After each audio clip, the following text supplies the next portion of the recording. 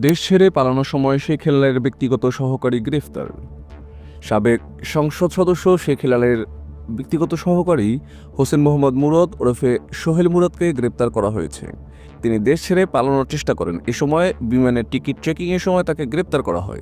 মঙ্গলবার 11 ফেব্রুয়ারি রাতে শাহজালাল আন্তর্জাতিক বিমানবন্দর থেকে তাকে আটক করা হয়। এরপর ঢাকা মহানগর গোয়েন্দা ডিবি পুলিশের কাছে তাকে হস্তান্তর করে বিমানবন্দরের আইনশৃঙ্খলা বাহিনী। ডিবির অতিরিক্ত পুলিশ কমিশনার রেজাউল করিম মল্লিক গ্রেপ্তারের বিষয়টি নিশ্চিত করেছেন। তিনি বলেন, মুরাদের বিষয়ে পরবর্তী আইনগত ব্যবস্থা প্রক্রিয়াধীন রয়েছে। একটি সূত্র বলেছে, মুরাদ শেখ হেলালের ক্যাশিয়ার ছিলেন। শেখ হেলালের ক্ষমতা ব্যবহার করে হাজার হাজার কোটি টাকার মালিক হয়েছেন মুরাদ। গুলশানের ব্যবসায়ীরা তার ভয়ে তটস্থ থাকত। টেন্ডারবাজি, কমিশন বাণিজ্য করে বিপুল সম্পদের মালিক বনে যান মুরাদ।